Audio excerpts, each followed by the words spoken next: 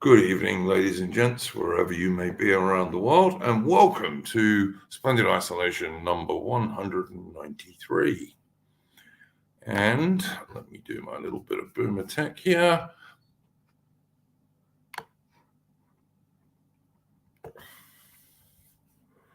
When it starts, that is.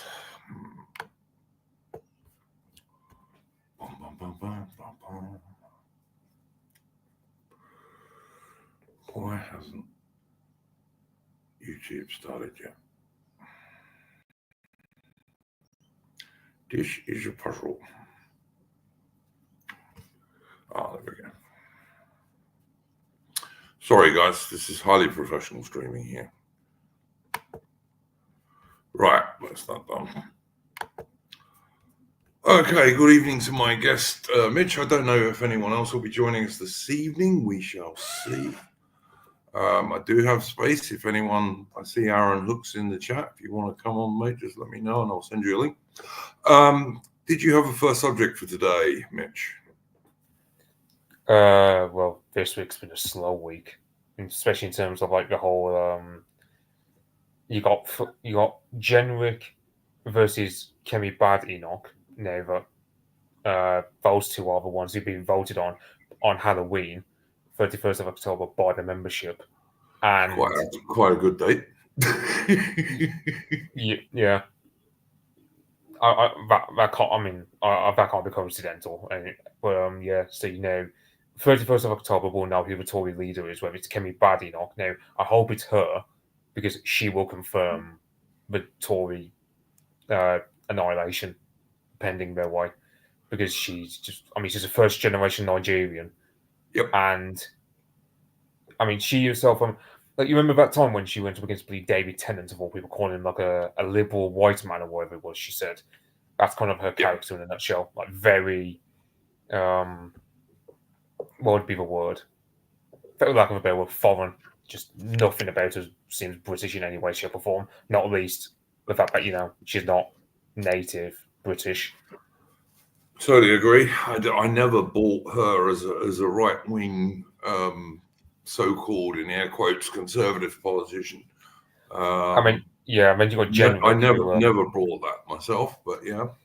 Yeah, I remember Genrick, who talking up Christmas as far as right-wing standards go. They're talking about deporting all illegal migrants, and what was the other one? Oh yeah, he would have a Star of David put up at immigration offices to remind third world migrants that we are pro-Israel.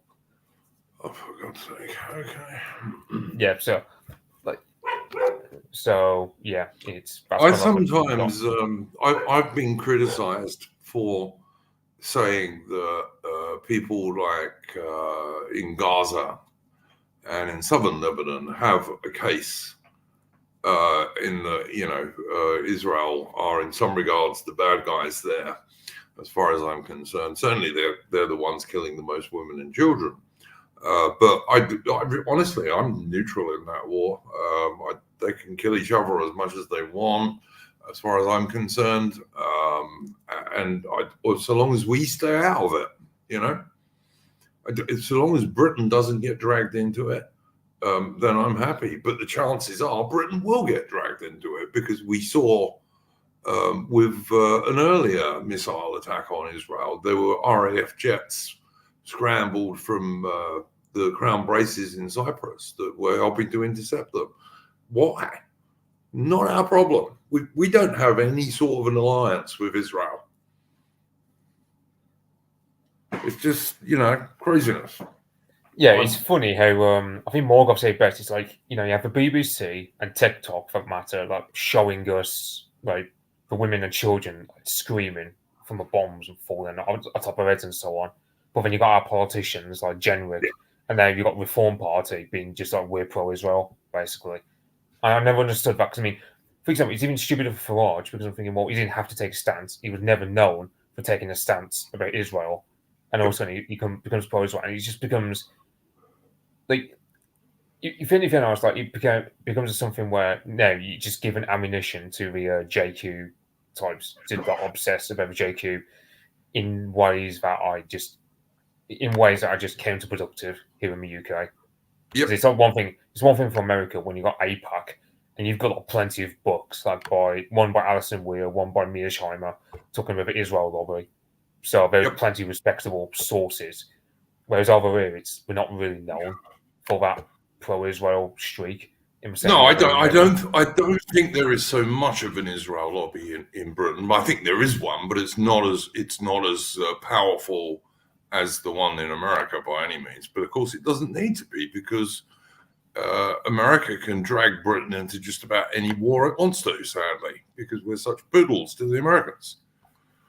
Yeah, and well, yeah, and that's Jenrick up to a point. He's just essentially like he's saying that he's doing the performance. He's doing like this very performative of like, so fair enough. Like the pro-Palestine marches you had there in London, for example, I just support everyone involved in them. Yep. But he's making another banner. Yep, both sides. I'd deport all of them, like pro-Palestinians and pro-Israelis. I'd get rid of all of them. Yeah, and of course, Jenrick, this is last point. He's a Tory. You know, he might have resigned as an immigration minister, but at the end of the day, are we really going to trust him? No. The fact, that was going to be my next question to you, Mitch. Is that whoever wins the so-called Conservative leadership contest, will the British public trust them? I mean, I know I won't. I strongly suspect you won't. But do you think average Tory voters will, or well, I think a lot of them will. Like the Reform voters, well, they're sticking with them. Like they're sticking with Reform. I don't really see much of a drift from Reform back to the Tories, so that's not really going to happen. But the Boomer Tories, like the what? How many of them? Well, 6 million Tory voters who voted Tory in the last election. They'll still stick around, because at the end of it, the Boomers will never vote for anything that's not within the Liberal con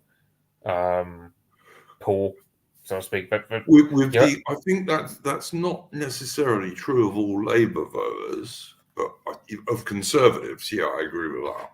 Yeah, I'd say like the Boomers who vote the Conservative Party, yeah, they're going to carry on voting Tory. I mean, they were voting Tory in the last election, even when they had an Indian in charge who was bloody, and the Tory Party was completely terrible. They were still voting Tory despite how bad the Tories were in the past few years. So nothing will make them stop voting Tory. So there's not. So when you got Farage, splurging out this stuff about how like that AI video he released on television, like it's like boomer tier slop, for the lack of a better way of expressing it. I just think it's stupid, because these boomers you're trying to court from the Tory Party will never vote your way. Like they'll stick to the Tory Party come kingdom come. So. Yep. No, I don't disagree. Aaron Hook, good evening. How are you going, mate? I'm very well, thank you. Did you? We're talking about we're talking about the. Well, we haven't really gone to it yet. We're talking about the Conservative Party leadership contest at the moment, but then we're going to move on to some of the revelations from this character who was on The Spectator. So, yeah, I actually watched that interview last night, so I know what you mean. When it comes to the Tory leadership, of the two, it's probably better to have Jenrick than Badenoch, purely because he can cause more trouble, shall we say. He won't obviously turn the Tory party around in any way, shape or form, but he will do enough damage to the Tory party internally to make them electorally, undermine them electorally, so that Reform will rise up, shall we say. So who would you say was who should we on the real right be supporting in the election? Do you think that it would be better for us if Badenoch wins, or if the other dude does? I think it'd be better for us if Jenrick wins. Really? Okay. Yeah, because even if he doesn't necessarily believe in what he's saying about immigration, which actually I do think to a degree is being honest, there's enough people inside the Tory party who oppose him and they will cause merry hell. And that sort of division will damage the Conservative Party at election time, both locally and at general election times. And that will, I think, carry on, or until 2029, or you may well get an attempt to remove him, like the Tories did to Ian Duncan Smith back in 2003, I think it was, and that'll cause even more mayhem. Certainly possible. What's your view on that one, Mitch? I mean, I'm wanting Kemi to win just because she will just sink the Tory party even further. Whereas Jenrick, I think he'll perform a sexy. Because I mean, I don't trust Jenrick. However, he's talking up. Like, he's not Father Christmas, but he's talking plenty of Christmas gifts. That I would just think he can act enough as a sufficient rearguard for the system to frustrate any party. Like, I mean, I've gone off reform, but let's say reform become a lot more quote unquote based over the next few years in terms of their policies on like remigration or whatever. And Jenrick ends up frustrating that through trying to do this right wing arms race that people are talking about. I just think it would be net loss if Jenrick wins. Yeah, fair enough. I mean, look, my only thinking on this is that Nigel Farage at the moment, and obviously things may change, but Nigel Farage at the moment is being very milquetoast about what he will and will not support. I mean, and this is going to segue us into talking about this chap on the Spectator TV interview. But he's being very milquetoast at the moment. So if Jenrick does win, I'm not sure. I mean, and you know, Jenrick winning is a long way from actually doing anything about mass immigration, because after all, the so-called Conservative Party had 14 years to do something about mass immigration, and all they did was increase it. And I mean legal mass immigration. And so that's a long way from anything actually happening. But in terms of rhetoric, which is all we've got at the moment, because, you know, the Conservatives and Reform are not in power at the moment. Instead, we've got two-tier care. But based on rhetoric, I'm not sure what's going to differentiate Reform from the so-called Conservatives if Jenrick wins. I mean, what's your views on that, gents?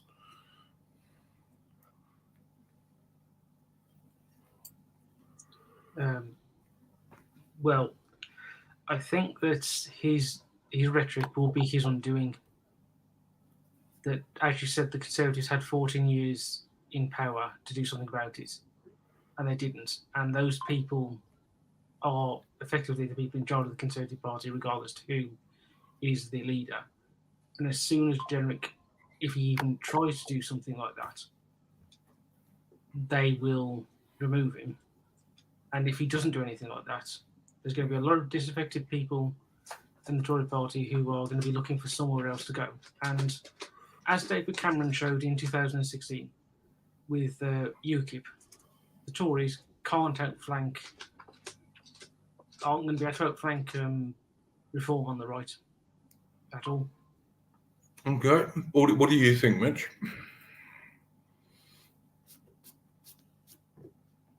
If Mitch is there, he might have gone away from the keyboard phone.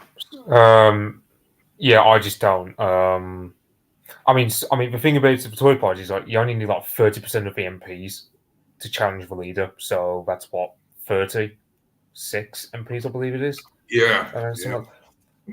And you got to think how many Tory wets dominate the actual MPs was to stop Jenrick from getting removed. That's 6 months later, if their poll numbers don't improve. Like, you know, I mean, for example, you got Jenrick talking up Christmas. Well, Alicia Kearns, for example, or Caroline Noakes, who are complete wets. Well, they're not going to want it. So what's to stop them from putting up letters to the 1922 committee to undercut any sort of, like, even if Jenrick was genuine, I just don't think he's got the means Because, for example, one thing he talked about, which I think Dan off Lotus has said was like actually a good idea, but I don't think Jenrick will actually do it. It's just red meat. Talking about what is it? Getting rid of a centralised candidate selection. So instead of Tory head office in London or wherever it is, choosing the candidates, it's more decentralised to the actual branches. Which, if it actually does happen, then you're going to get more. Then you actually get some actual conservative candidates in the Tory party, if that were to be the case. But I don't think Jenrick would do it because, well, why would the Tory party central apparatus give up that power? Yep. No, I agree with you. And I mean, anyone who doubts what both Aaron and Mitch are saying here, just look what they did to Liz Truss. And she was a prime minister, not just leader of the Conservative Party.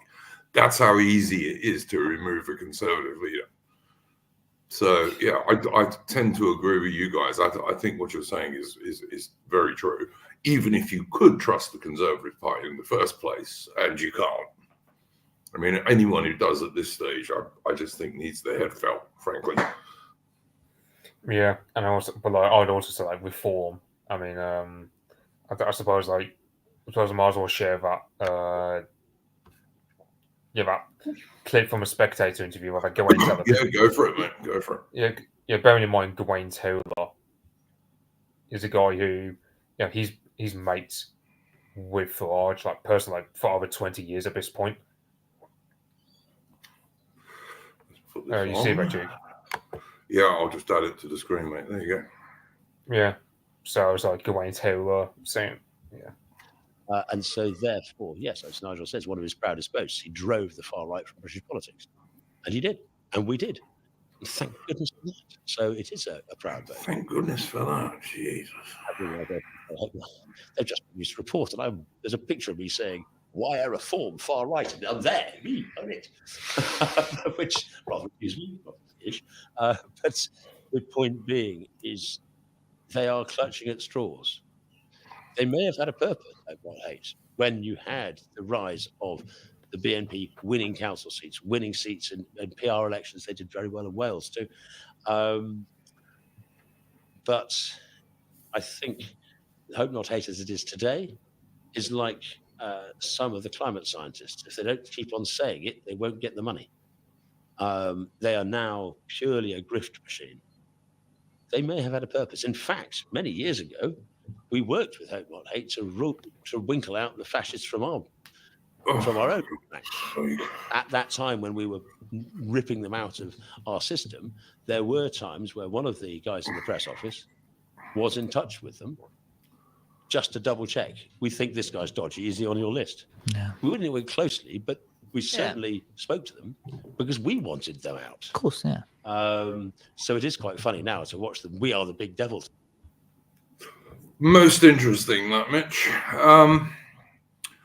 Yeah, I look. I mean, we know that under Tice, that Reform were also taking notice of Hope Not Hate because there were people like Bo from the Lotuseers and Dan also from the Lotuseers who were going to be Reform candidates and who were chucked out as a result of Hope Not Hate hit pieces. So, to me, this is just a strange way to conduct yourself. Yeah, and because, it's like Hope Not Hate, as far as I'm concerned, and given we're on YouTube, we have to be very careful what we say. So what I would describe Hope Not Hate as is communist globalists, shall we say, for the most part. Yeah, I just don't. I mean, that raises the question itself: like, is it worth it to support Reform? Because you got to factor Gawain Taylor is personal, like he's big friends with Farage for the past 20 years.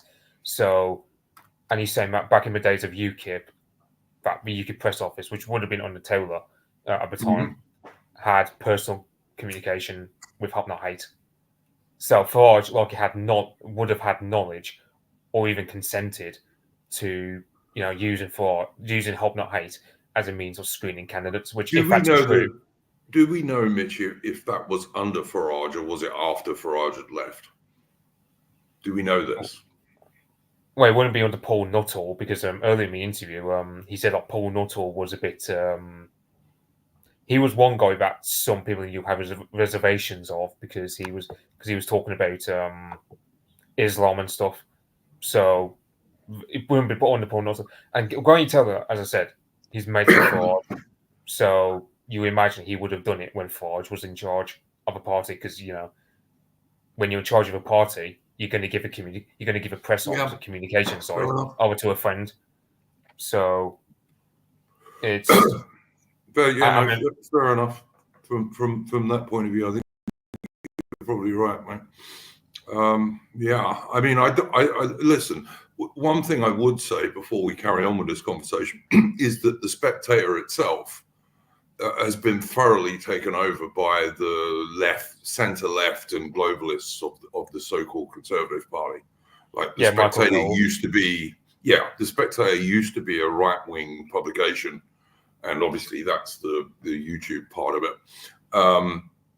But these days it's completely compromised. I mean, it's the worst elements of the Conservative Party now runs the Spectator.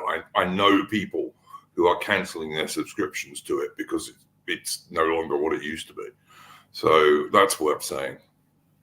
Yeah, Count Duck Egg in the chat. Yes, I do know what you're saying, and yes, that is what I mean. But this is YouTube, guys, so but yeah, the Spectator has got its own reasons for giving that publicity, shall we say? It doesn't make it any less true, though, does it? Like the fact that Grant Taylor is like he was saying like a sense of glee in saying that he worked with Hope Not Hate in the past as a means of turfing out any nationalists from UKIP back in the day. So it's like two things can be true at once. Like Spectator, it's run by Michael Gove of all people. You thought Fraser Nelson was bad. Well, now we've got Michael Gove. Yep. So totally agree. It's a compromised publication or organisation, I guess you'd say these days. But but they have their own reason for giving that as much publicity as possible, I dare say. But then you've got to look at why did that guy go on that stream? Why did he join them? This is what puzzles me: is if he's a friend of Nigel Farage, why did he go onto the Spectator, which is a Tory organ, basically, and these days it's not even a right-wing Tory organ? Why did he go on that? Same reason why Farage still accepts interviews from the likes of BBC, as opposed to, let's say, it's a wonder. For example, I mean, Connor Tomlinson raised this point where he said, "Well, why doesn't Farage invite the letter like New Culture Forum, for example, to interview these guys?" Because I'm thinking, well, I think like someone like, let's say, what's his name? Whittle. To be fair, Farage has been on New Culture Forum, but that was a while ago now. But he has been on there for sure. Yeah, but like you get the point. Like it's one of those things where, or like what's his name? Wootton. What Dan Wootton? How was it? His name. But he also like, and you got to think New Culture Forum and Reeslock. They're not regulated by Ofcom, so that's another big boon for Farage. Now, so I understand why Farage. Well, to be fair, I don't know why he's a boomer. I mean, there are certain limitations to where he will go on certain issues, whereas guys such as ourselves are not so limited in that way. So, anyway, I'm probably going to mute. I'll probably go on mute anyway because I've talked enough and I want to give help the others. I'm just going to ask Armin his views because he's just joined us. I'm happy to say. Adam, and we were talking earlier a little bit about the Conservative Party leadership. I don't know if you wanted to comment on that. And then obviously the latest thing we're talking about, which is the Spectator interview, and Hope Not Hate and UKIP and what have you, is the subject we're on at the moment. So over to you, mate. I don't know anything about the Spectre interview, but who was this with? It was what's his name, Mitch? Gawain Taylor. He was like the communications guy. Oh, is this the clip that's going around? I haven't seen the full thing, but is this the clip where he was celebrating working with Hope Not Hate back in the day? We just played it. Yeah, we just played it for the audience. Okay. Yeah, I've only seen that clip. I don't know what the broader context is, but it is kind of like a continuation. You know, I mean, we've seen a continuation of this to this day. Ultimately, we need our own party doing our own thing. As for the leadership debate, I mean, it's got to be bad Enoch. Yeah, she'll take the party where we need it to go, which is to the grave. Yeah, well, that's what everyone's pretty much been saying, Alan. So yeah, that's certainly what Missy's view was. So, I mean, there seems to be agree. a large amount of people in our circles, well, not exactly in our circles, but around in this sphere generally, who keep proclaiming that we need to just keep trying to infiltrate and take over the Tories. That one day they're gonna come good on their promise, and it's like never.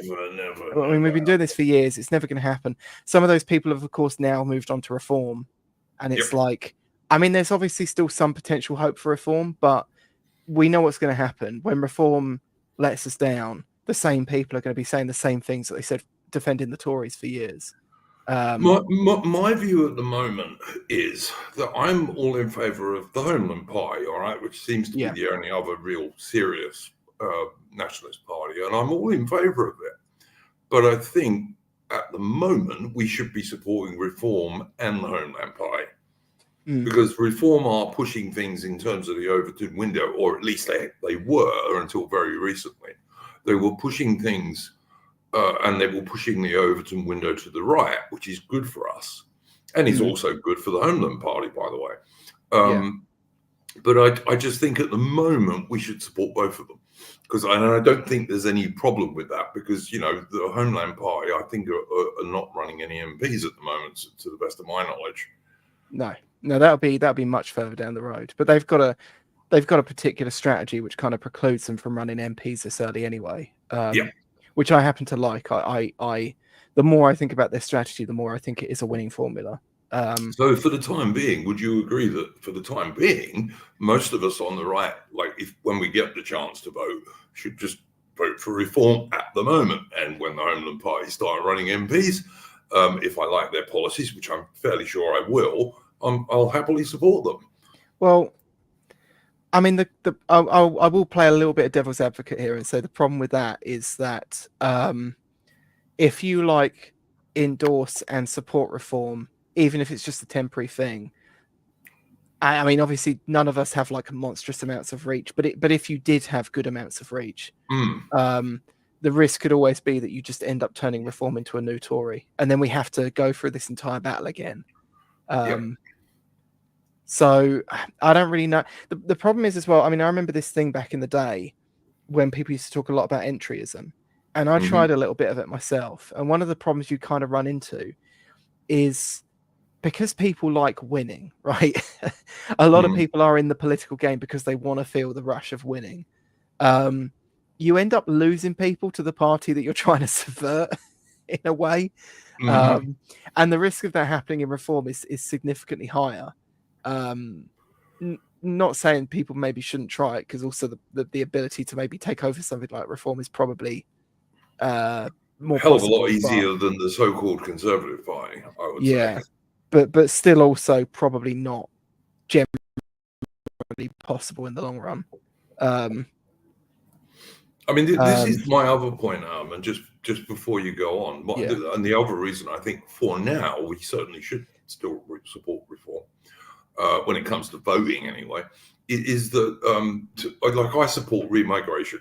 I've said this many times. I say it on Twitter, I say it here, and I do totally support eventual remigration. But in order to get that, I think you've got to turn off the tap first. And if Farage and Reform stick to this zero legal immigration line, which they have at the moment, that, as far as I'm concerned, would be a good thing. And then if you get later on, either Reform changes its position or the Homeland Party comes in and actually becomes something real in terms of national elections, it would be much easier to come up with some sort of remigration if you're going from that net zero. In terms of legal immigration. I think if you Yeah, haven't turned the tap off, there's no point in sending people back when people are still coming in, if you see what I mean. Yeah, I mean, I think the thing with because there was that obviously that Farage interview where he said no to deportations. I mean, or no to remigration. I think that like there was a lot of push one way or the other. Like one half of people were saying he's cucked. The other half was saying, or they were saying that he was never going to do it, blah blah blah blah blah. And then the other half were defending him, saying that. I mean, I saw some people coming out with takes like that the Southport riots almost ended his political career, which is kind of absurd. Yes. And you kind of have to be quite an online person to think that, because off of like Twitter, the whole sort of Farage riots thing just really wasn't a particularly big thing at all. And it's our stream now. I'll carry on. And of course, the other side of people were saying, he needs to say this, he has to say this, he can't push the envelope. I mean, I think it's just more accurate to assume that Farage is a boomer and is, as he said himself before, nervous about getting in front, nervous about getting too ahead of where the public is. And he's probably just in this instance slightly underestimated where the public attitude is. But I don't think it's a massive problem. Yeah, it's like you had Connor Tomlinson saying mass deportations at an event there, and you go, and that was Walker's applause now. I'm not exactly wanting him to go full on Steve Laws because I think that's too far as of yet. I just like it if it was like, what was it, the first 3 stages where it's all about illegal immigrants and foreign criminals. That'd be good enough for me if he just went like that. But that's easily defensible, and it's a win-win situation because you are satisfying your radical wing, like the likes of us. But at the same time, it's also the moderates can't complain about it either. So there's no downside to saying that. And it's like the same sort of Farage defenders attack Steve Laws and say that he's like puritanical and that he won't accept anything short of. But I mean, he will, like, he explicitly will. He just wants remigration in the public conscious. At any level, at any of those 7 stages that he outlines. Could I just say, I don't get this idea that the British public in general won't support the deportation of illegal immigrants or people who've committed serious crimes. I just don't see there'd be any pushback from the British public. This is the thing, like as Mitch pointed out, Farage said that in that interview with Edgington. And people go, oh, but the context, it's not really important for what we're saying. But Connor Tomlinson basically did take the position of mass deportations, although he called it remigrations, on the stage at I think at an event, and by the same by basically the same base. And of course, people might try to claim that the reform base is like radical compared to the general public, but it's not. Broadly, it's not. The at worst, the reform base probably seems a little fuddy and a bit boomerish compared to the general public. And could sometimes come off as a little uncool, but they're not. We had John Cavalier on, didn't we, Adam, who was at the Reform conference, and he pointed out that probably the majority of the people at the Reform conference were boomers. And there were a lot of young people there, because young people are a bit more radical on this issue than boomers are, for sure.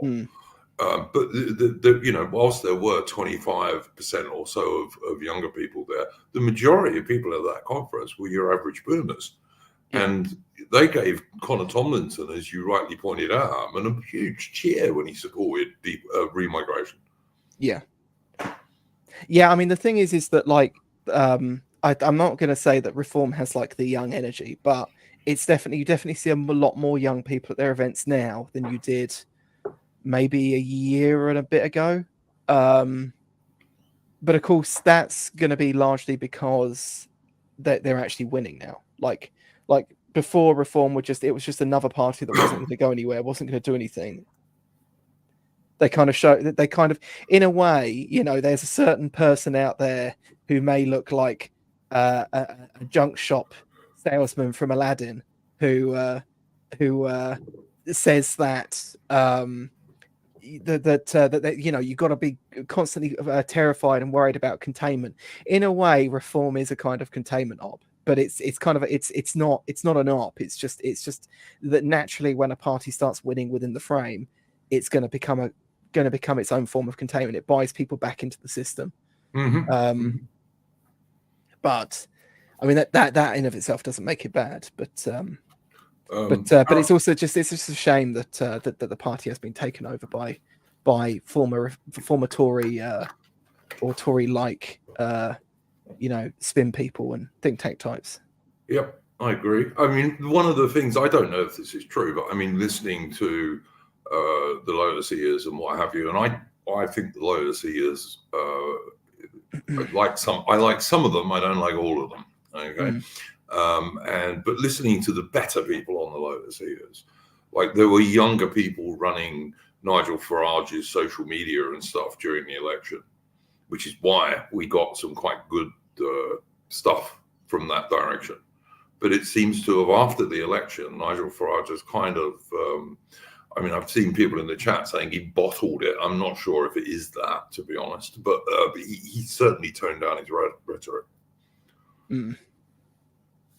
Aaron Hook, what's your view on this stuff? I agree with Atterman that reform isn't any further right than the public. I'd actually argue it's the other way around. The public are a lot further right than the average reform activists in some way, especially on immigration. Because if you go, Duke, you'll know this yourself, and Mitch and Atterman, if you go into a pub and you ask people about immigration, they're not liberal in any way, shape, or form on this. I do think in some ways we're sort of overestimating the importance of Farage's views on the issue.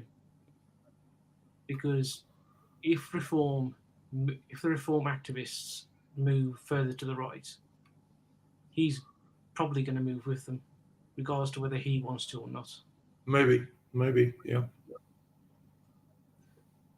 Because one thing I did get through from that interview with Gwaine Taylor was how much Farage actually likes interacting with people. And I think from that he would move further to the right if reform moved further to the right in terms of the activist space, as well as interacting with the general public as well. I think he would be willing to do that. Yeah, I mean, Farage is also probably the best politician in Britain at the moment. Leaving aside whether you support him or you don't support him, and whether he's being too milquetoast on immigration, which I certainly think he is, he's still the best politician in Britain at the moment, which is important when it comes to winning elections and getting more MPs and this kind of stuff. Yeah. So from that point of view, I think Aaron Hook is correct. And like I say, my view is at the moment we should support reform because there's no one else to support, basically, at the moment. And if we can get Farage to actually turn the tap of mass immigration off by getting him into power, well and good. That is a huge step forward, which no other party will do. Well, this is the thing, like, I mean, do we think that Farage will turn more right wing on this issue? Or do we think, like, he will, as I said earlier, will really start talking about remigration of illegal criminals and, illegal immigrants and foreign criminals? Let's say he does that, then I would say at that point, perhaps it is worth it to start risking our necks to help reform get a lot more MPs. Because, well, I'd say even if, let's say, reform don't do, let's say reform, like, I do think, like, because at some point they will fold when Farage goes, and Homeland Party could benefit from cannibalising on the old reform structures. For sure. So what's the stop? So yeah, because I mean, you got to think the average reform voter, right? I have to watch how I say this. Let's say let's just say about Fed post about the illegal boats coming over the channel. I'll just put it to your imagination, right? So the average reform voter has no problem talking about remigration or mass deportations. It's more like a chance of Farage is underestimating how actually right wing a lot of the population are at this point on stuff like this. I think the other problem with it is that when you talk about remigration, and I think remigration is an excellent term to use for it, by the way. It's less prone to be problematic. Yeah, it's easier to say remigration. I think it's a better term to use, and it's also accurate. I need to get John back on here at some point, because I know John would argue that reform already support the remigration of illegals, for example. That's what he would say, certainly. I mean, I understand, because I was saying that, about the whole, we have to pragmatically support reform because, at the end of the Homeland Party is going to be 5 years away, or when they are able to, I don't know about MPs, but certainly have some really good, what would be the word, sway, influence. Yeah, and start to get councillors and people at lower levels. Yeah, I get what you mean. Yeah, so it's on one hand, pragmatically, there's a side of that's wanting reform, but at the same time, it's also look. I mean, as proven by the Gawain Taylor interview, how do we know that Hope Not Hate aren't covertly working with reform? Because as Gawain Taylor said, he was covertly working with Hope Not Hate back in the day when he was among the UKIP higher ups. And UKIP, I mean, to be fair, UKIP, I can understand, let's say, UKIP having to be a lot stricter around some of their candidates because some of their candidates were nutballs, and I can imagine reform can have that problem with vetting, but at the same time, that doesn't justify working with really Hope Not Hate of all people. Yeah, no, like I said when I retweeted your tweet, Mitch, you don't work with communist globalists, shall we say? So, yeah. Yeah, what's his name? I can't remember. I don't know if Ataman knows or Aaron. I can't remember the guy's name, but he's higher up in Hope Not Hate, and he was a part of the Revolutionary Communist Party or something. I can't remember what it was. Do you mean Nick Lowell's? I was thinking of a guy. It's another one, isn't it? The one that was the one that said about how he supported the Red Army or something. I can't remember his name. Jesus. Yeah, I think it was that guy. Also, he keeps claiming that he used to be part of a national front back in the day or something like that, and apparently he just fell into some group that spent their time beating up random immigrants for no reason. Apparently and I'm thinking, I'm picking holes in that guy's story because I'm thinking, right, well, it just strikes me as you got in with retards, or you got into it for the wrong reasons. People are adding names in the chat, Mitch. I don't know if it's any of those guys that are being mentioned. I think it was Matthew Collins. I remember one of his names beginning with a C, but I can't remember, so I think it is Matthew Collins. I mean, look, the thing with Steve Laws's remigration plan, I think there are 7 or 8 steps in it. I think it's 7, isn't it? Yeah, 7. Yeah, I'll be honest. I mean, that 7th one, forced repatriation or mandatory repatriation, as he said. I don't know how you're going to sell that, even if you did believe in it, because. But you don't need to sell it at the moment. I mean, one of the problems with this remigration stuff is that people are very all or nothing about this, Whereas, if we can get the first 2 stages, which I'm quite sure the majority of the British public today would support the remigration of all illegal immigrants and also anyone who commits a serious crime. They just shouldn't be left in the country. I don't see that there's any problem with that. Yeah, I'd say the main reason I'm saying skepticism about the 7th one, which is forced repatriation. I'm thinking, even if, let's say, you'd have to have a population be like Japanese people in terms of quote unquote racism or xenophobia. Because I was watching basically this little clip on YouTube, basically. If you're a foreigner in Japan, they were just clubs and social institutions you can't go into if you're not Japanese. Now, even our most quote unquote intolerant, I don't think British people are capable of that in the same way because we've always got that strong sense of fairness. So the idea of forced repatriation, But we're I a just long don't think way you can from sell it. that, Mitch. We're a long way from that. I'd just like to get those first two things in. Well, three things. I'm saying I don't think it's ever going to be marketable to most British people, even if people were to advance along to like all of the first 6 stages. I don't see it conceivable, in my opinion, that the 7th can be sold to the public, even like let's say 20 years from now or whatever. Apart from being pessimistic, maybe. But I mean, even if we only got to stage 6. Britain would be in an immensely stronger position than we are now. The real British people would be in an immensely stronger position, particularly if we turned off the tap of mass immigration some years before, which hopefully we will have. Yeah, and I suppose like who was Gavin Bobby and Steve Laws, they did like a did like a little Twitter space, which I would recommend for people to listen to. Yeah, I watched that. It was good. It was quite interesting. Yeah, and I'm not saying I totally agree with Gavin Bobby, but he's a good chap, and he comes out with some pretty good ideas. Yeah, I don't know how. I won't be surprised if the welfare state does end up collapsing because I think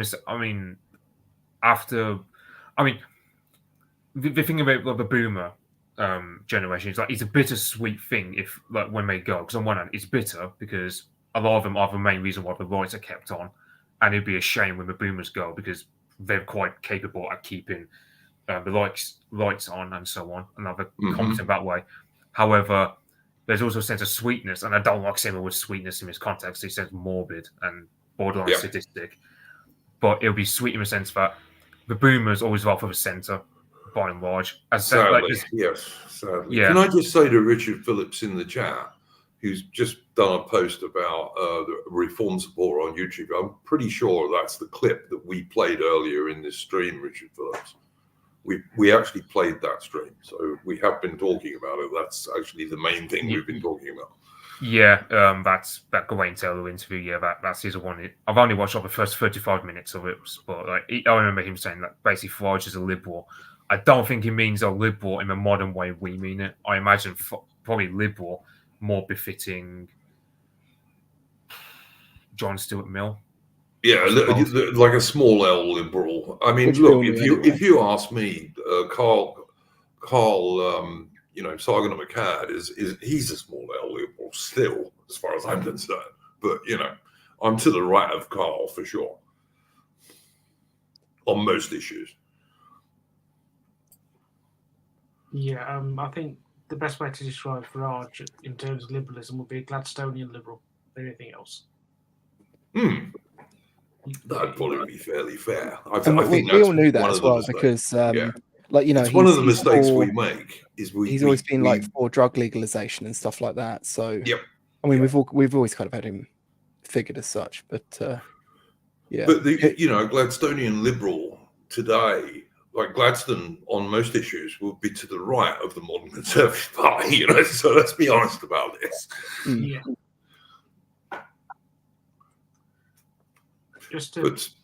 Sorry. Yeah, Aaron, carry on, mate. I was just going to say to Mitch's point about that seventh step, I don't necessarily think you'd ever have to get there because I think that would, in a way, solve itself.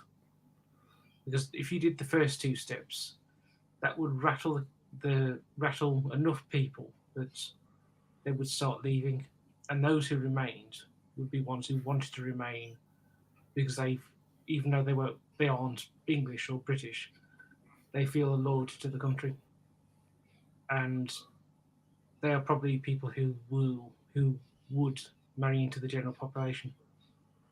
So I think, in a way, if you follow those steps, even to the first 2, that might solve the problem of step 7. Well, I mean, I think you've also got to have rules brought in that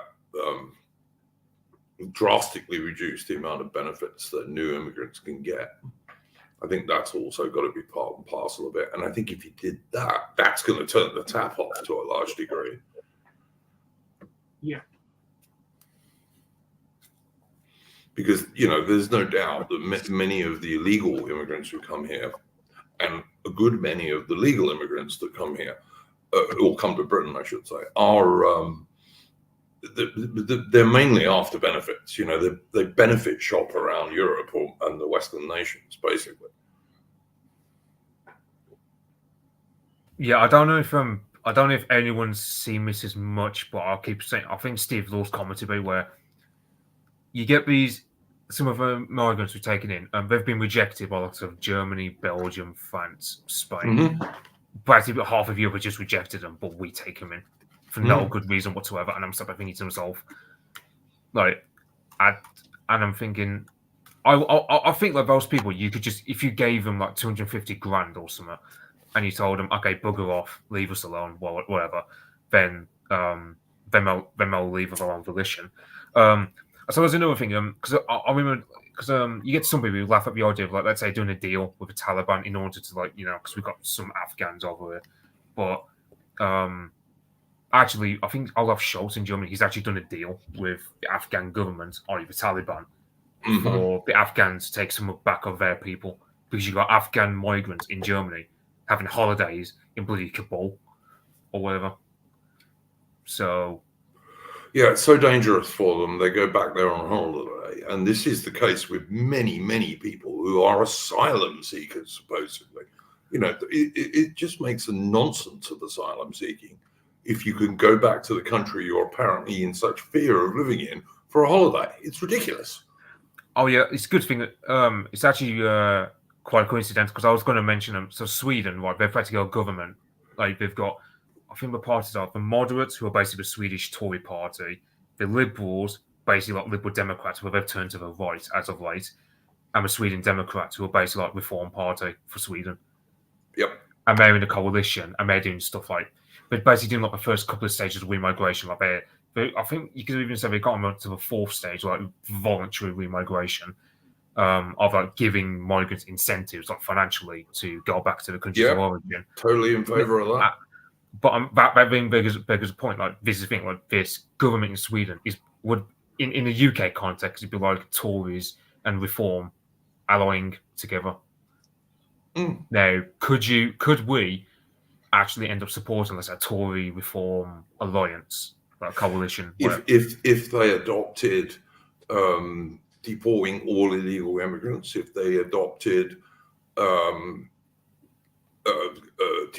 forced deporting all serious criminals, and if they adopted financial incentives for people to go back to where they came from, I would anyway.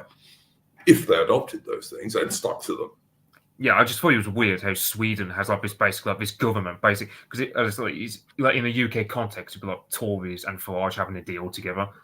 But in other countries like France, for example, we have a centre right, like the Republican Party, as they're called in France, who they internally couped their own leaders for wanting to do an alliance with Le Pen back in the last French election. They did, yeah. So I just thought Sweden was a bit of a weird case where the centre right actually doesn't nuke people to the right to take up the far left. So I agree with Count Duckegg in the chat that for me to believe the so-called conservatives about that, I would absolutely, they'd need to sign something in blood, pretty much. So yeah.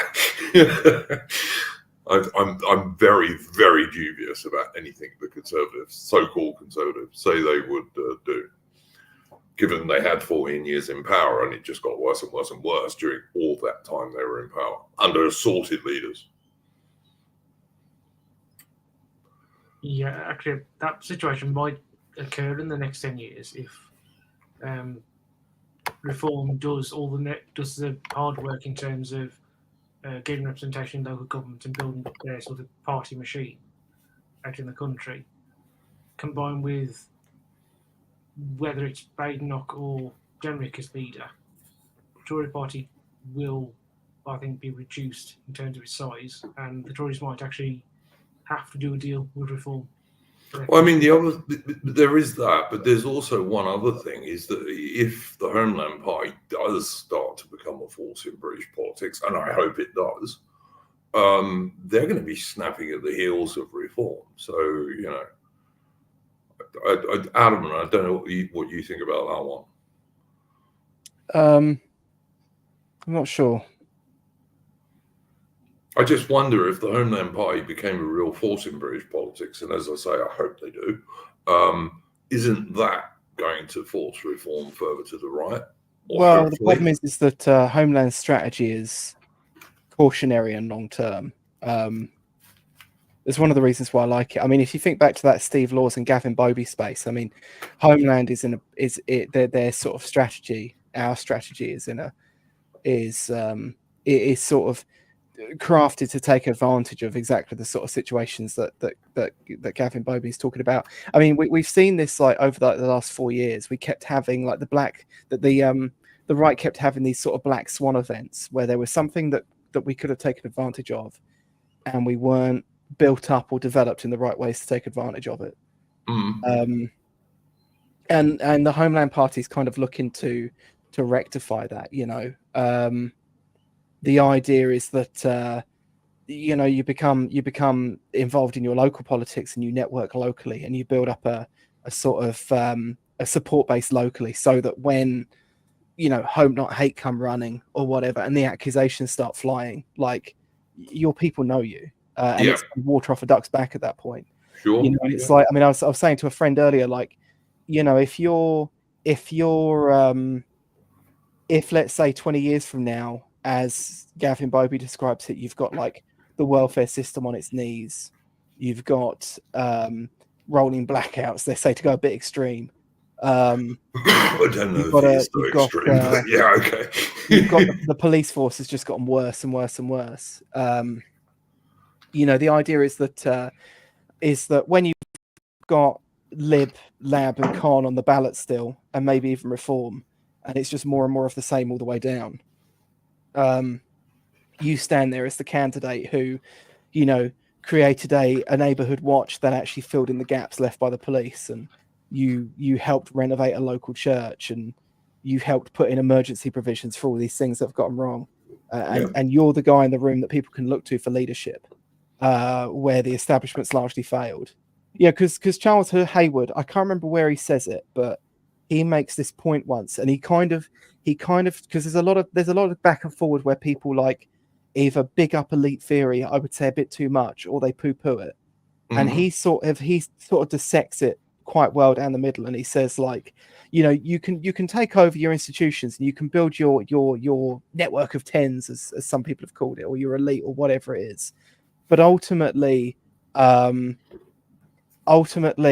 like, he brings up the example of like Governor Abbott, I think it was, in Texas.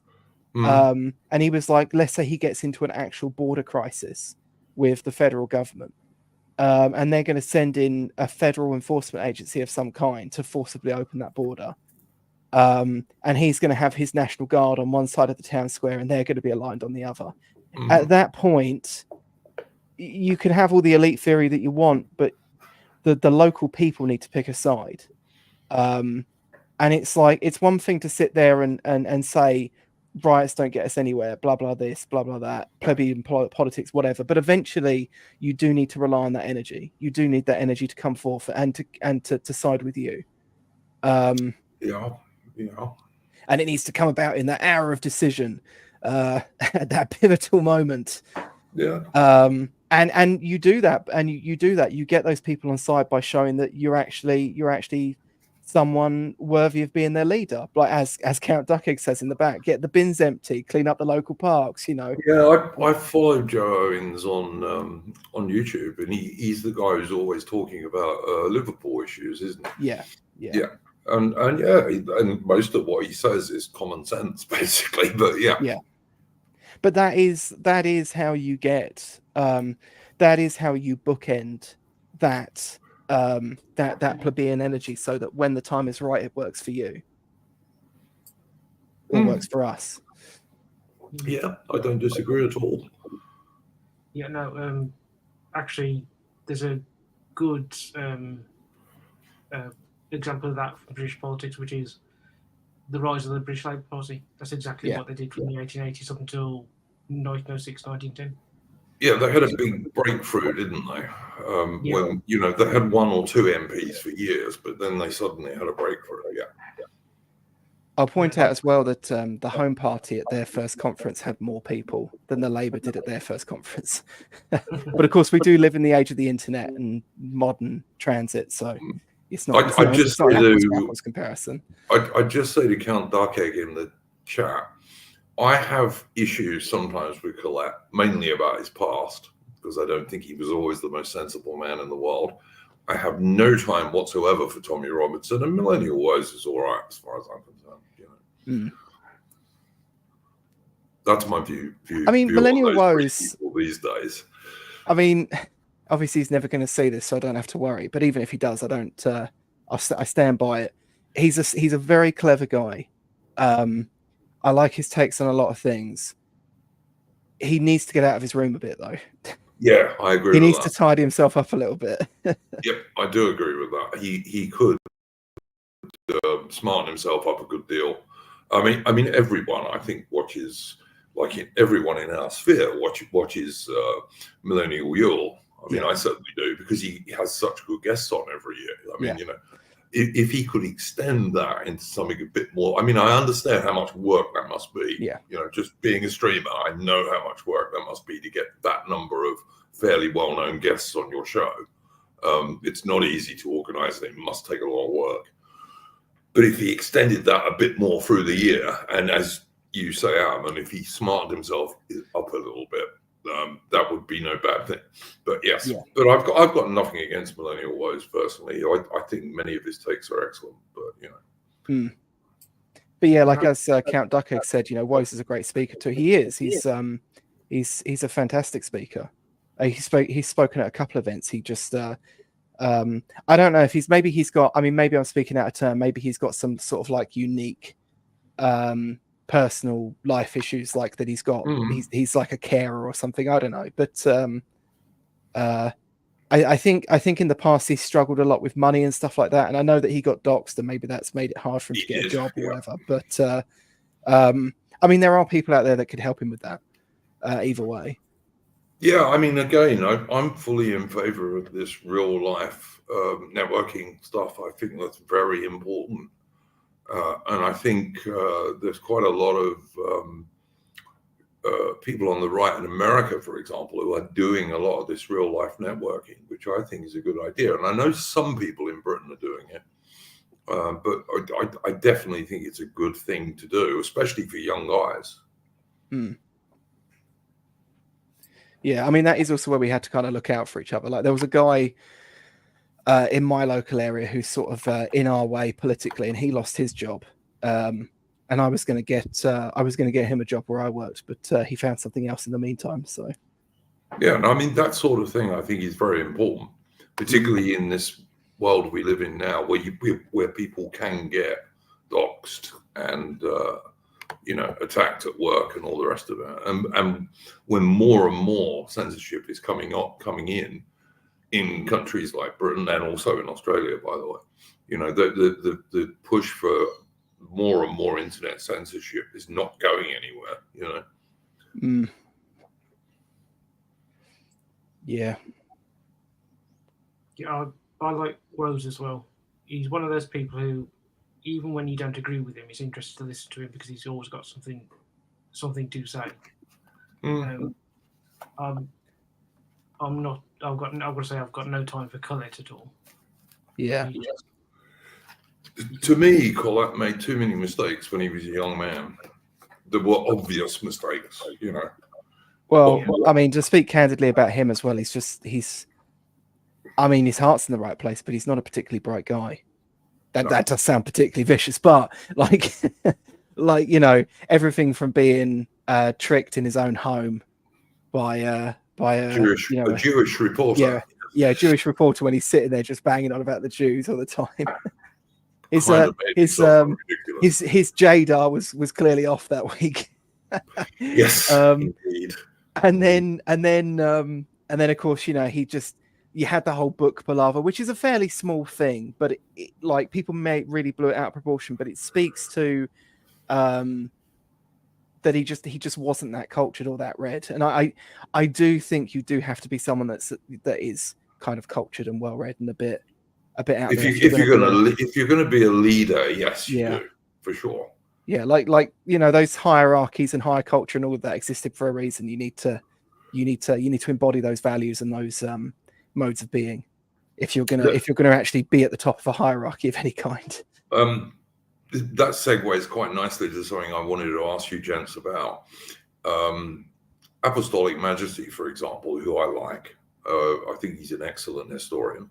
Don't always agree with his Catholic views, but on the other hand, I'm certainly not going to get in an argument about it, because I just think that's a waste of our energy to argue about different denominations of Christianity, frankly, or whether you're a Christian at all. I mean, I like Survive the Jive, who's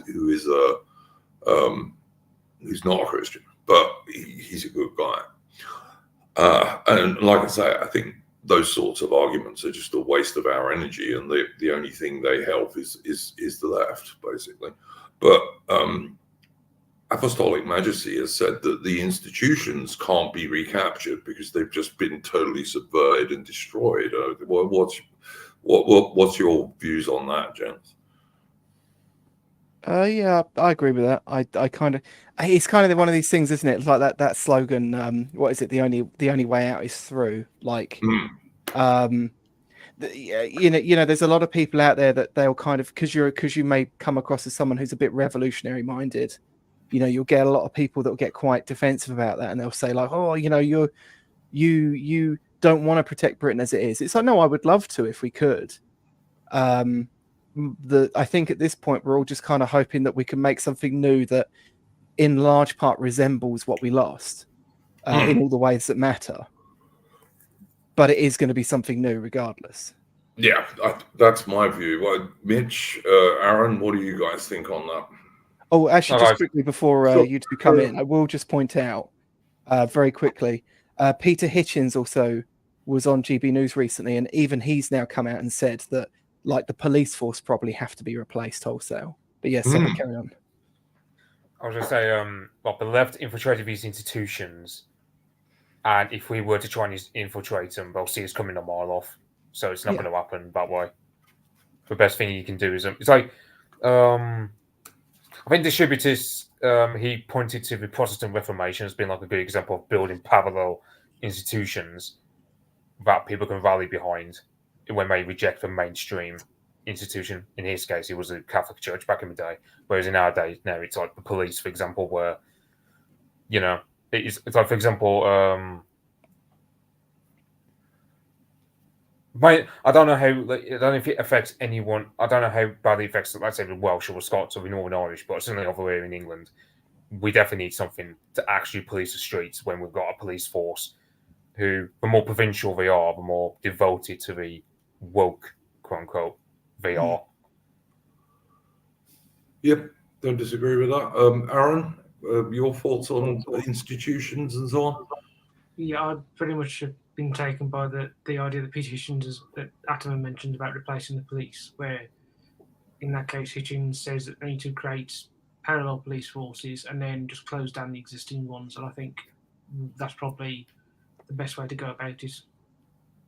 To do that. Yeah. Count Duckhead in the chat is asking me if the army could do police functions. Well, insofar as they did in Northern Ireland, yeah. But on the other hand, what you've got to bear in mind is that the leadership of the army and the British Armed Forces generally are completely cucked these days. They are totally globalists. And the Ministry of Defence, which runs all of the British Armed Forces, is completely taken over by woke feminism and all the rest of it. It just totally is. There's plenty of good people still in the armed forces and in the army, but they're all like below the level of a colonel in the army, lieutenant colonel in the army. I will reiterate my point that I made like many weeks ago. As like the Spanish Civil War, for example, the top generals most sided with the Republic in the Civil Wars. It was only Franco, I believe, was the only major general. Also Mola and a couple of others. The main thing that, however, that got the army to be on the side of the nationalists was the fact that all the NCOs were on the nationalist side. So that's Yeah, why and most- I think that's fair. I think if you were to look at the British Army, even today, if you were to talk to senior NCOs like sergeants and above, and the vast majority of the ordinary soldiers, yeah, I got no problem and no issue with those people. But the many of the generals and some of the admirals, sadly, and air marshals and people like this, completely untrustworthy. And the people who run the Ministry of Defence, the civil servants, totally untrustworthy. I mean, if you want to see the mess of the British Armed Forces and the leadership of the British Armed Forces, go and watch British Forces TV on YouTube. Like it's just one. Everything they do is either about Ukraine and how wonderful they are, down to killing individual Russian soldiers with drones, up to every week there's a feminist story. Every week there's the LGBTQ story. Every week there's a diversity story. They're just completely beyond the pale. I don't think they're even savable these days, unless you had wholesale sackings of people. Yeah, I think that's sparks a whole debate of, is it justifiable to join the army? Which it is. I'd say I don't think it is. I've got in arguments about this, not on my Discord, but in John's. Yeah, because, I had the same argument, like with a couple of we were talking just the other week about two-tier care giving away the British Indian Ocean territory, the Chagos Archipelago, and charging the British taxpayers money to do it. We were talking about that, and so when I was on John's Discord, I had people saying to me who I will not name, saying to me that but I'm not in favour of joining the armed forces. I am totally in favour of having the British Armed Forces defend British territory. Totally in favour. Like I'd go to war with Argentina over the Falklands. I'd go to war with Spain over Gibraltar. Not a problem. That's a British issue. What I don't like is the British Armed Forces being dragged into, say, a war in the Middle East or in Ukraine. I have the same stance, but then there's also one of the arguments against me, and I'm beginning to think there's a point to it. It's that you need some of our lads in the army to make sure to make sure the rank and file and the NCOs don't all go to the left, because if the army in its entirety is given over to the enemy, then the army is going to be something you need. You'll need it not just to enact remigration, but also weapons. You just know that if let's say for argument's sake, Alec of Homeland Party was Prime Minister, right? You just know they'll try and do a coup against him or something. They'll do anything to get a guy like him out of power. Even just someone like Farage, milquetoast as he can be, you just know they'll do anything to get him out, even if it has to resort to a military coup or something. Yeah, and while we're on the subject, let's be fair. Nigel Farage is the only major British politician who has said that we should not be involved in the Ukraine war, which I totally agree with. It's not an important British interest who runs Ukraine. It just isn't. Well, my point was though is, as I said, the major generals are on board with the global homo status quo as we have it now. What's to stop them from? Let's say, for argument's sake, Farage says, okay, well, he's going to sack a lot of the police officers who are just completely infected with all the anti-white crap, and he has to bring in the army to make sure law and order actually happens, alongside some police officers who actually are in it for the good reasons. What's to stop those army generals from trying to subvert him by frustrating him for the use of the army? The only thing that might stop them is there is no tradition whatsoever in Britain since Cromwell's era, and it's because of Cromwell. There's no tradition at all in the British Armed Forces of getting involved very deeply in politics. I would say there's no tradition of mass immigration, but this is the time we live in. So. Oh yeah, no, absolutely, I totally agree with that. But I would say that it would be quite difficult for the British Armed Forces to go against what the government said, even for generals, even for woke generals. It would be quite difficult. Count Darkegg is saying, should British troops be training Ukrainians in Ukraine? No, we shouldn't. I don't think we should be training Ukrainians in Britain either, frankly. Nor should we be giving them our limited stocks of ammunition and kit. But, that's just me. I mean, we've talked about replacing institutions such as the military and the police. I mean, the police are very easy because you could literally just start in half the towns and villages across the nation, neighborhood watches, proper neighborhood watches, like when they used to patrol with a uniform, with volunteers. And then that can be transitioned into the police force. And someone else pointed out earlier the numbers differences between like the army and the police. But like, if a police force operated in Britain a neighborhood watch system that was taking over from the police operated in the same way that the police did here, like 150 years ago, you wouldn't need even a fraction of the numbers anyway. Look, I agree with something that Hitchens has come out with quite frequently, that we need to go back to the police officer walking a beat. Yeah, but what I was also going to say is it might need to be two because of the mass immigration, but we should have cops walking around, not sitting in cars waiting to go out to whatever they call to. Yeah, there's a point actually. I think it's actually the first Sherlock Holmes novel. I forget what it's called. It's like something in Scarlet or something like that. A Study in Scarlet. And there's a bit in it where they basically show that there's this old abandoned house, and there's a murder that happens in it, and the only way that they kind of see that there's a murder is because the policeman walks this beat every day, and he knows every house on his beat and every little intricacy about it, and he sees a candle lit in the window. That's right. He knows there's a that light no one where there lives shouldn't there. be. Yeah, there's a light, and he knows there shouldn't be a light because the house is empty. Yeah. But of course, the thing is, like, to put that aside for 1 second, I mean, we're talking about quite easy institutions to replace, but like something that's even harder, that's kind of downstream of the police, is something like the CPS or the courts. Those things would be very difficult to replace, because you need to have a legion of lawyers essentially that can reinterpret the laws that are on the books into something that worked in the past or will work now.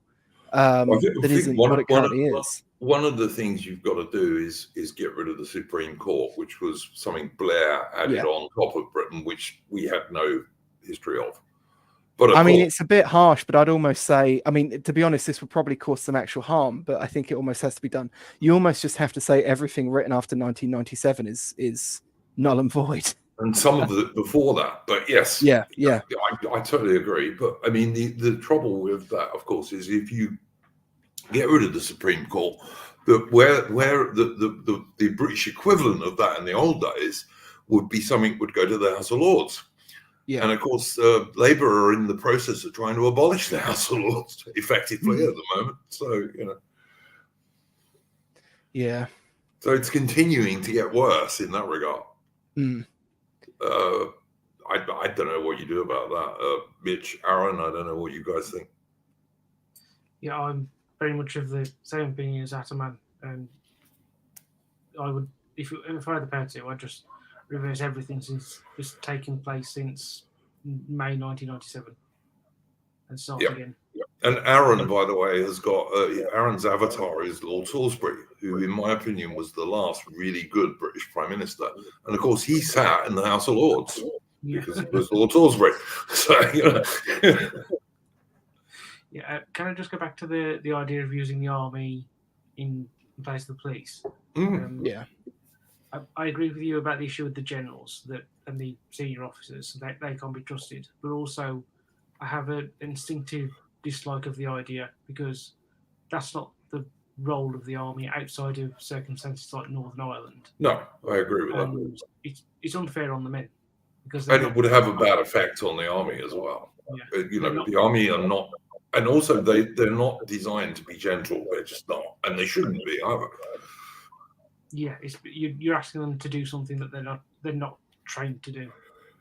It's just, and also, if you do that, you've got to have the parallel organisations there to take over from them, because what you don't want to do is say send the army into Birmingham and have them there for the next 20 years. Yeah. No, totally agree. Blighter in the chat says the House of Lords aren't on our side either. Not saying they are, Blighter, but Labour's plans are to completely get rid of hereditary peers. And the reason the House of Lords is as bad as it is now is because it's just been packed with live peers who are all political hacks, basically. Some of them from the so-called Conservative Party, but actually most of them from the Labour Party. But I mean, that's why the House of Lords is as bad as it is. The only bit of the House of Lords I actually did support was the hereditary peers. That's part of the British system, surprisingly enough. But, you know.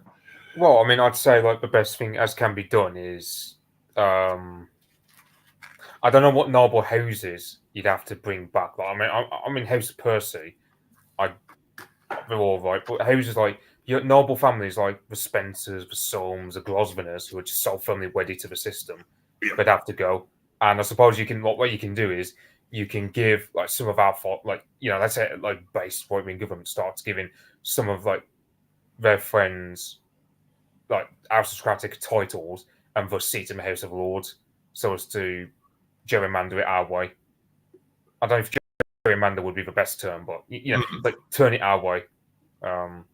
Never been tried, of course, because the Conservatives don't do that. And when the Conservatives have been in power, because the Conservatives are not really Conservatives at all, and haven't been for many years now, the people they put in the House of Lords are not right-wing in any case. Yeah, like I see a Warsey woman who famously resigned because she fears that the Tories are going to the far right. If only. But yeah. Yeah, and it's I'd say, I mean, personally, if I had my way, we'd go back to the days of a Witten. Like, don't have Commons and Lords, just consolidate it all into one where, and have it work closely with the King. I don't know, but then you need a based king, don't you? Which we don't have at the moment, sadly. But yeah, some people reckon George might be based because he's got internet access. Like Steve Laws was even running a meme, and I go, I can see that happening. It's like the same people who say that Baron Trump is like secretly one of us, which I can well believe because apparently he plays games like those Paradox Interactive strategy games. And let's just say the fan base of those games are a lot more right wing. I mean, I've been like compared to let's say I don't know, a game like Stellaris. I don't know where I'm going with this, but I won't be surprised if Baron Trump is actually one of us and wants to stop someone like George from being quote unquote based. Well, we can hope, I guess. We can hope. Castrion in the chat is saying they should also be armed. I'm presuming he's talking about the cops. And one of the things I think that is worth pointing out is the idea that Britain doesn't have an armed police force these days is increasingly nonsense, actually. Like, there are so many armed police in Britain these days, it's crazy. There really are. There are lots. You take a walk around London, you'll see plenty of them, trust me.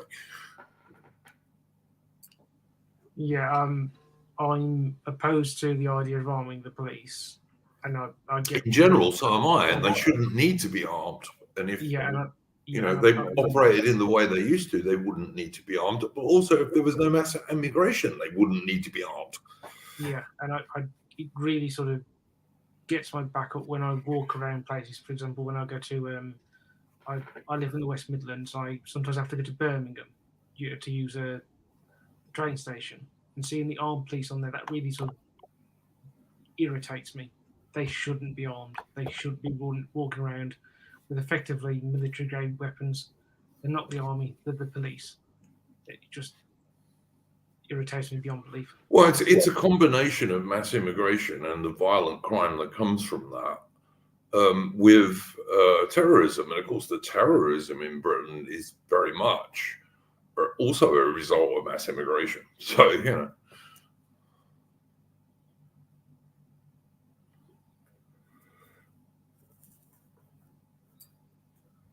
Yeah, no, I agree with you. It's just that, as I say, irritates me when I see it. And it's also that those particular officers, when you see them, they act in a very particular way purely because they've got that gun in a way that coppers, when you see them walking up the streets, don't. And it just sets me on edge. Oh, look, I mean, you go to horse guards in London, you know, where the household cavalry guys sit, the sentries sit on their horses.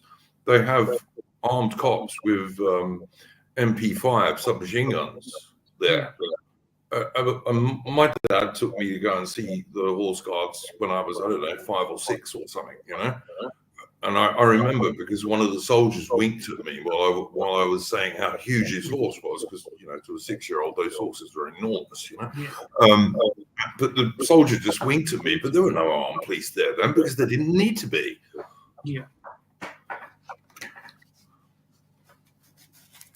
I mean, we've been talking about Hitchens a lot tonight, where he hasn't had much coverage in our circles for a while, but this is something that he brings up. Actually, is like, I think he actually brings up that one of the first like the large scale police shootings was actually also with immigrants. It was with a Yiddish gang from Russia or something. What a surprise! And he talks about this in Brief History on Crime, which is a good book. And he like he says then that the police had to like go and ask for guns off of regular people. Like the general populace were more heavily armed than the police were at that time.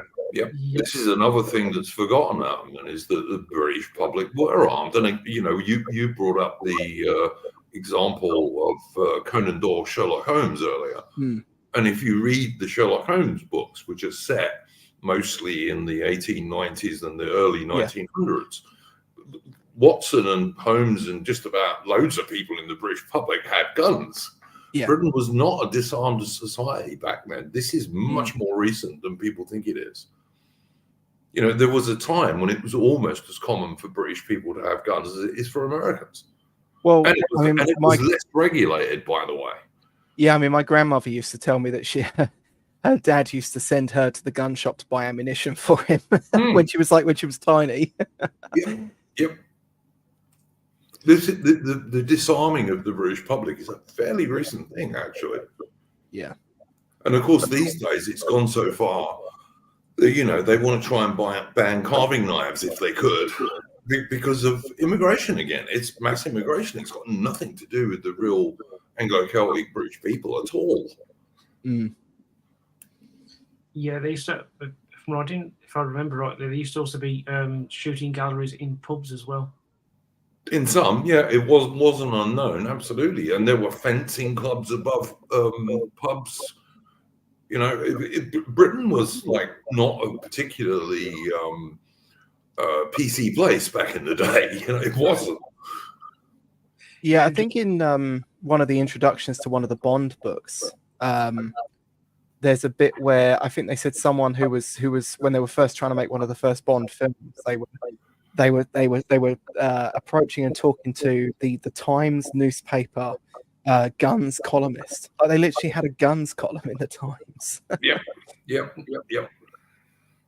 I mean, even in World War II, hundreds and hundreds and hundreds of British soldiers coming back from Europe and from the Far East, etc., brought guns back. Hundreds of them did. And yet the police could be unarmed. It's a different world. Totally different world. But yeah, this idea that the British have always been like an unarmed people is absolute nonsense. You know, it's just not true.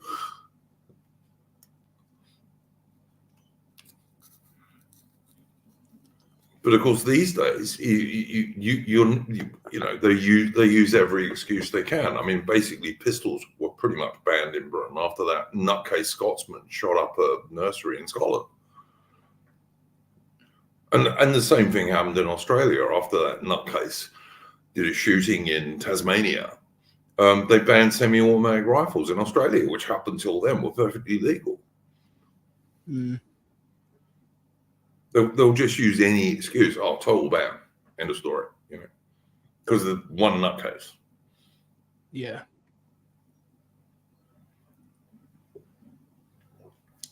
But yeah, I mean, I follow some sword channels on YouTube because I quite like historic swords, particularly historic British Army and Royal Navy swords and stuff like that. And even those guys are having problems these days because of the regulations, and they're just collectors, you know.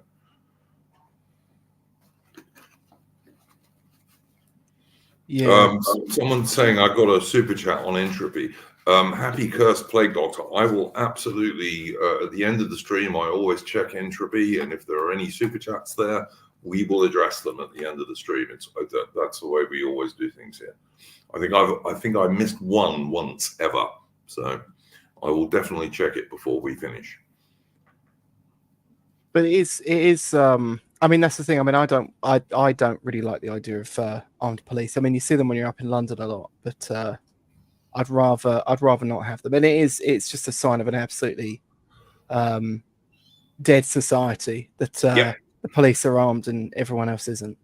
I tend to agree with that, Adam. And I would say, I mean, you've got to have some armed police in reserve, that you can call out if you get a terrorist incident or whatever. But the average cop on the street, no, he shouldn't have a gun. He shouldn't need a gun. But yeah, you do need some armed police available for emergencies. Of course you do.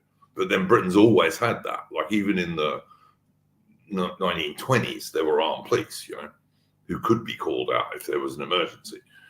Yeah.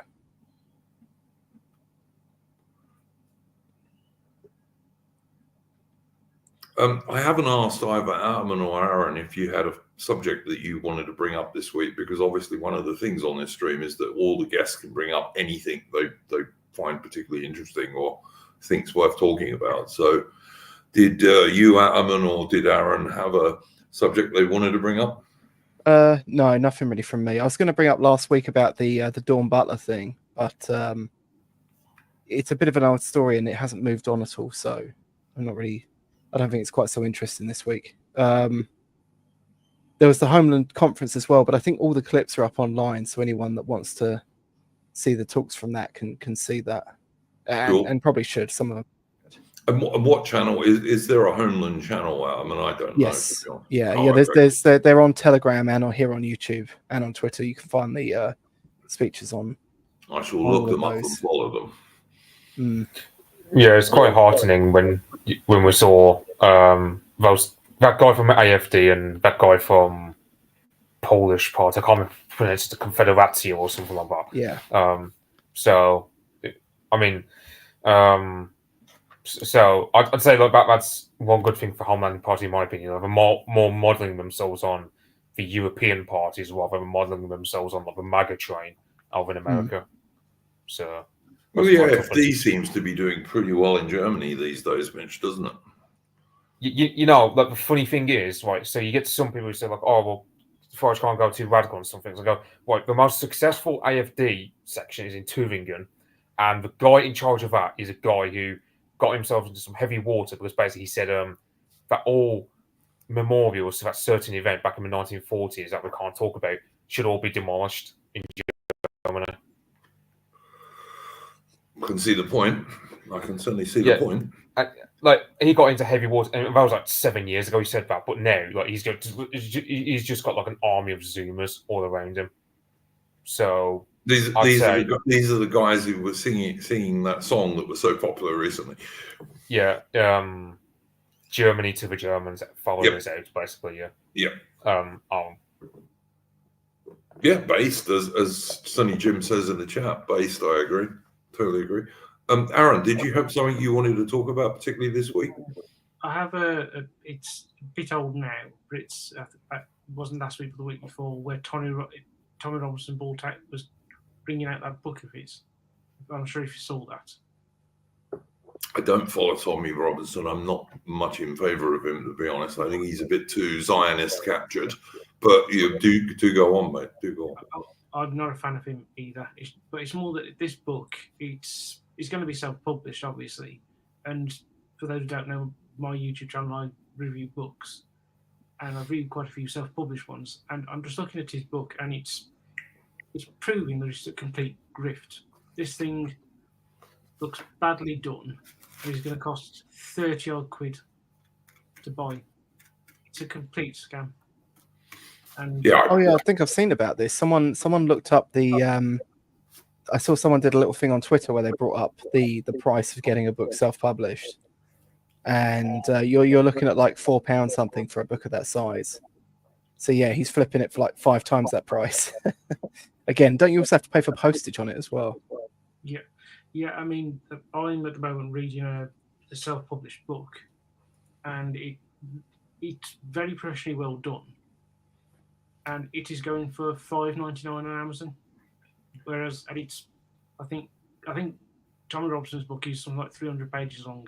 And this one I'm reading is only 250. It's just it's a complete con job by. Sounds like there's an awful lot of profit in Tommy Robinson's book, Aaron. But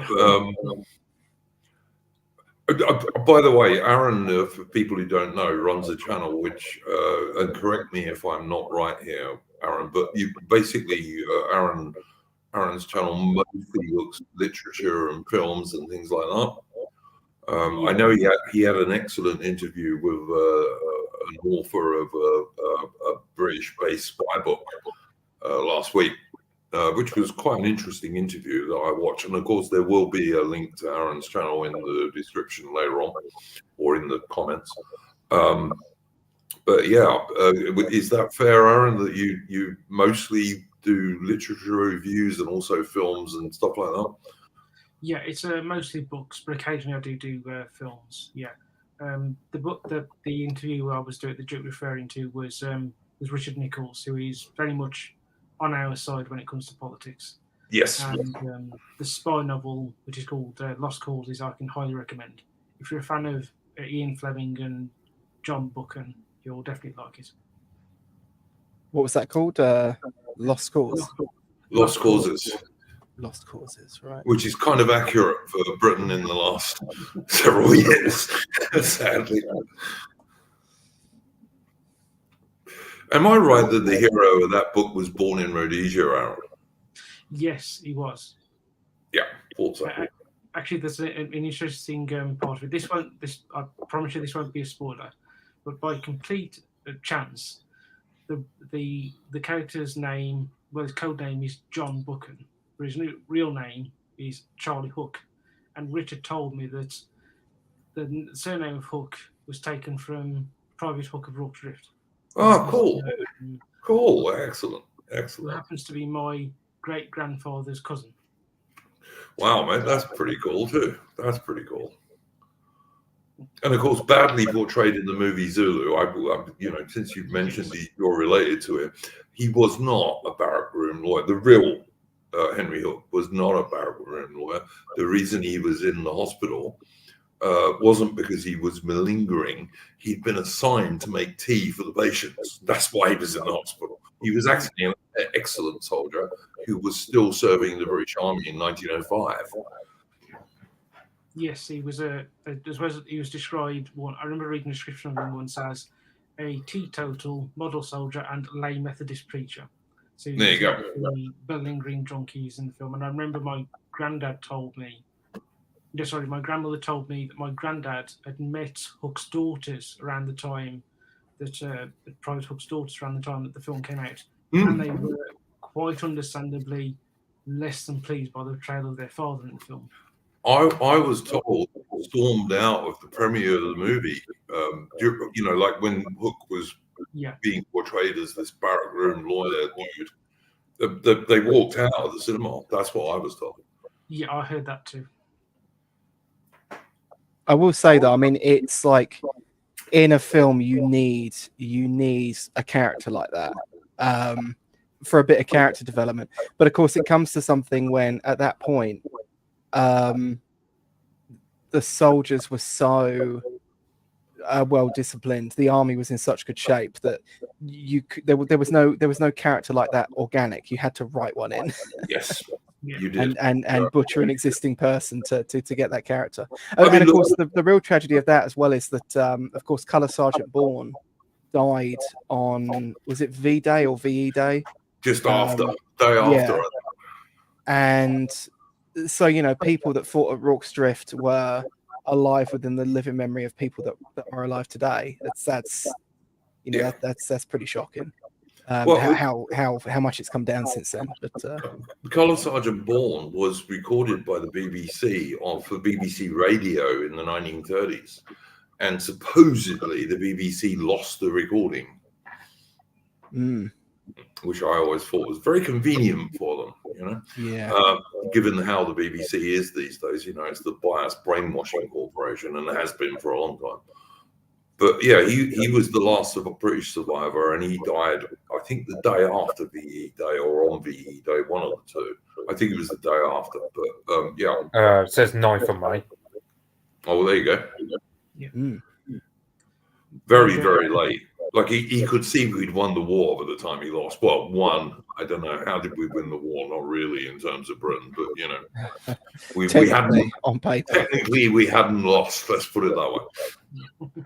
I mean, I think this is probably true of you, Duke, and I would imagine this is true of Atman and Mitch.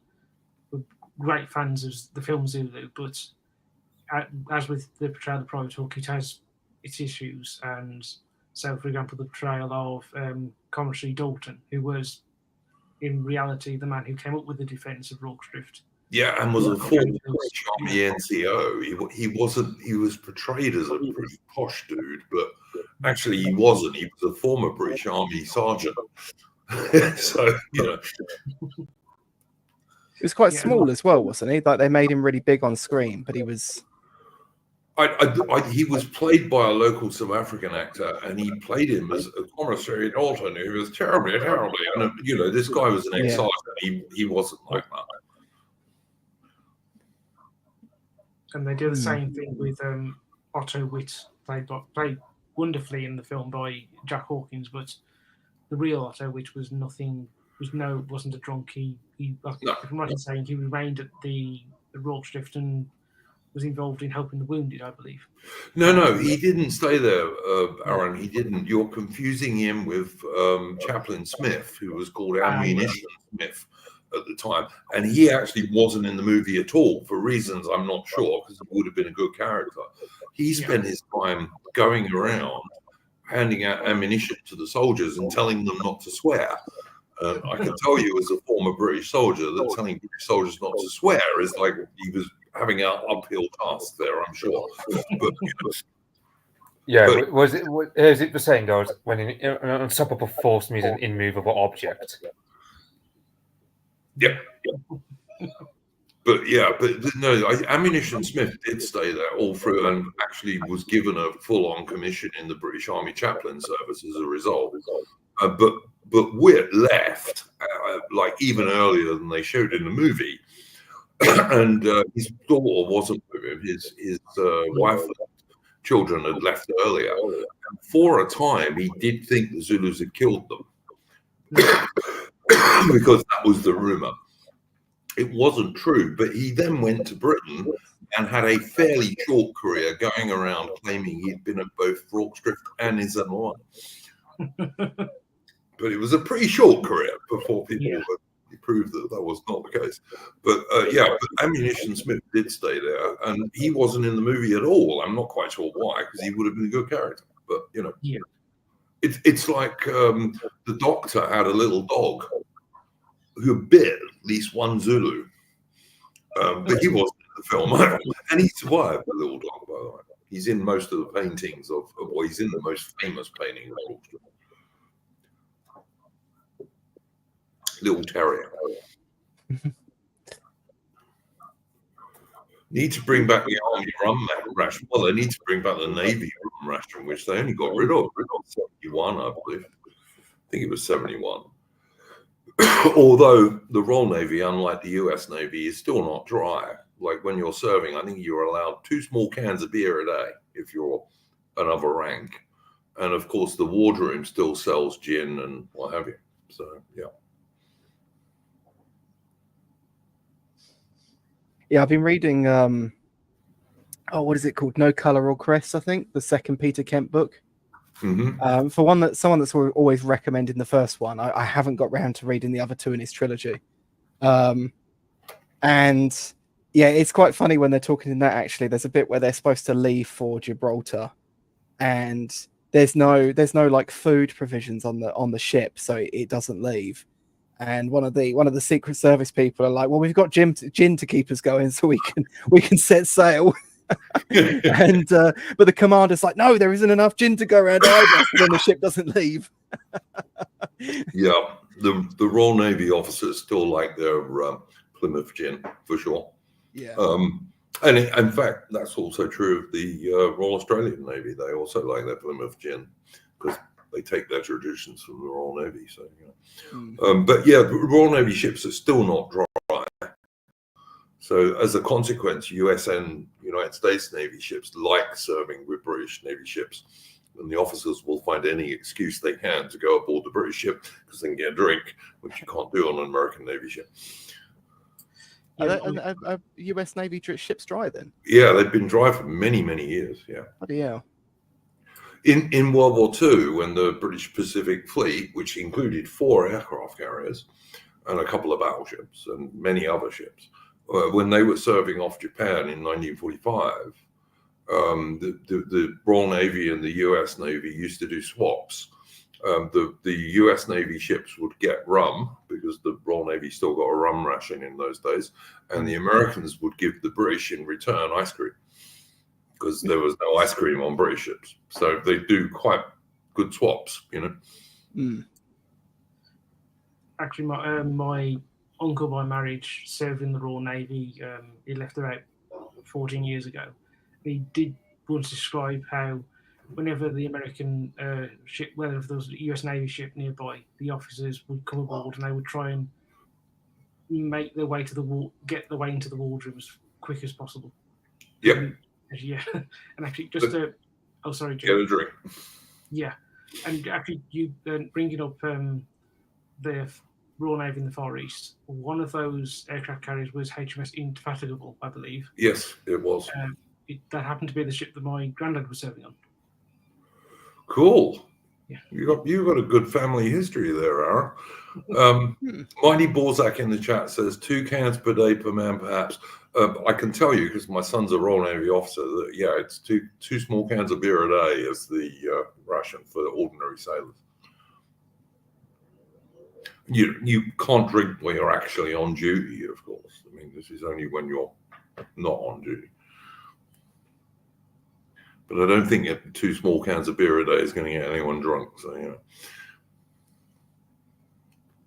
So, but they're still not dry, which is a good thing as far as I'm concerned. I mean, if you're going to be on a warship for weeks and months, it would get very tedious if it was dry for all that time, if you ask me. But, But yeah, any other subjects anyone wants to bring up? Mitch, you haven't said anything for a while. Anything else you wanted to talk about?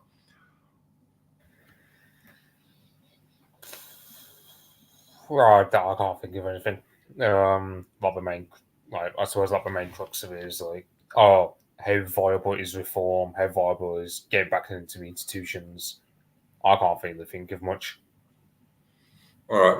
There was one thing I wanted to bring up just from what we've been talking about, and it's history. And you guys know that I will bore you a lot with history anytime I can.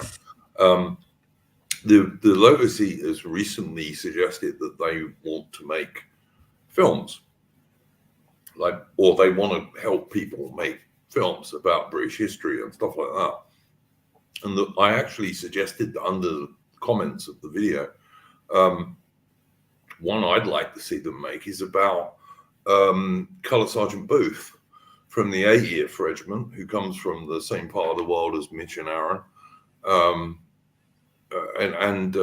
He rightly got the Victoria Cross for a battle in Tomby, which almost no people know about, but I've actually been to the battlefield quite a few times. It's in the middle of nowhere even today, by the way. And the local Zulu kids were just amazed to see white people there because they don't see many white people because it's so in the middle of nowhere, even now. And Booth's company was ambushed by the Zulus because his officer was a twat, basically. And a guy called Moriarty, incidentally, for those of us who've been doing our Sherlock Holmes stuff on this stream. But he hadn't done his lager very well, his defensive arrangements. And 2/3 of the company were on the far bank of the river, and 1/3 of it third of the company were on the other bank, the closer bank. And the 2/3 of the company were almost wiped out. A few guys managed to get across the river, mainly because Colour Sergeant Booth and his men were covering them with fire. And then Booth had to retreat for, I think it was, I'm not sure, was it 7 or 8 miles? It was a long way. And he eventually had about 12 soldiers with him. He had more to start with, but some of them got killed. Mostly because they broke away from the main body and the Zulus just chopped them. But he managed to keep about a dozen guys together. And because they were firing volleys at these Zulus who were trying to follow them, they managed to keep them just far enough back until they got to a farmhouse, which they turned into a defensive position. And this company of the 80th Regiment was attacked by over 1,000 Zulus. And 2/3 of them were killed, basically. But Booth managed to save quite a few guys, including some who just ran away behind him, wagon drivers and the like, for the most part, not British soldiers. And Booth got a well-deserved VC for this. And if the Lotuseaters want to make a film about British history that they could affordably do with the numbers of people and what have you, I'd love to see them do the Battle of Intombi and Colour Sergeant Booth, who was a genuine British military hero. Yes, actually, his grave is a church just up the road from me. It's, Cool. In Dark Hill. And on YouTube, there's a documentary by the late actor Kenneth Griffiths. There is, yes.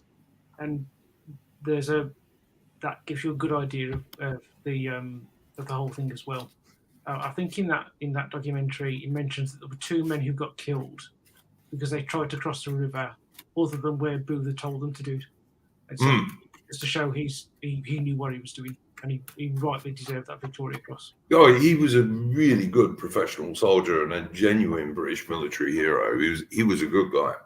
Yeah. And I know that documentary you're talking about, Aaron. I actually met Kenneth Griffiths in South Africa many, many, many moons ago when he was in Shaka Zulu, the series.